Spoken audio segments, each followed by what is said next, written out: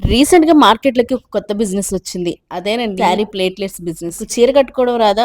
ఒక 10,000 ఇస్తే మేము కట్టి పెడతాం. మీకు కుచ్చిళ్ళు పెట్టుకోవడం రాదా? ఒక 5,000 ఇస్తే మేము కుచ్చిళ్ళు పెట్టిస్తాం.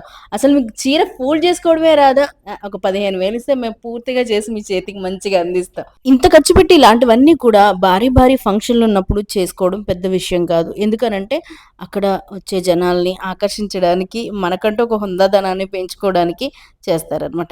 కానీ విడిగా కూడా ఏదో కొత్త బిజినెస్ స్టార్ట్ అయింది కదా! మనం గూడా అందులో పాలు పంచుకుని మనకున్న డబ్బు దూలని వదిలించుకోవాలి అనుకుంటే తప్పుగా అనుకోవద్దు. ఎందుకు చెప్తున్నానంటే ఇప్పుడు యూట్యూబ్ ఓపెన్ చేస్తే మనం సెర్చ్ చేస్తే రానిదంటూ ఏమి లేదు. ప్రతి ఒక్కటి యూట్యూబ్‌లో ఉంటుందనమాట.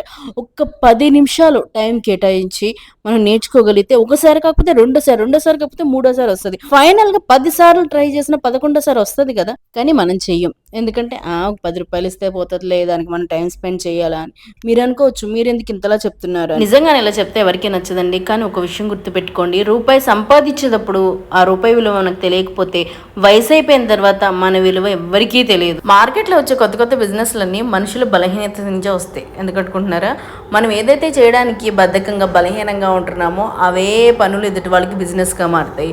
వాటన్నిటికీ ఆకర్షితులమయ్యామనుకోండి మన ఒళ్ళు గుల్లవడం తప్ప ఉండదు. నేను చెప్పిన ఈ విషయం మీకు మంచి అనిపిస్తే తీసుకోండి, లేకపోతే లేదు. ఎవ్వరి బలవంతమైతే లేదు. కానీ కష్టపడే వాళ్ళకి కంపల్సరీ మాటలు అర్థమవుతాయి. ఇప్పుడైతే నేను మా వారి చేతితో పండించిన ఆర్గానిక్ బీరకాయ కూర వండాను. మా వారు వర్క్ చేసే దగ్గర మొక్కల్ని పెంచాల్సిన రోజు వచ్చిందనమాట.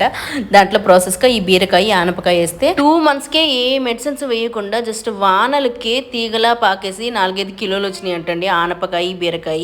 అవి వాళ్ళ ఫ్రెండ్స్ అందరూ షేర్ చేసుకున్నారు. మాకు కూడా 1 కిలో తీసుకొచ్చారు. అదే ఇప్పుడు నేను వండాను అనమాట.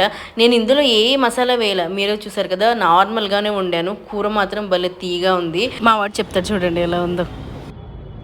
అవునా?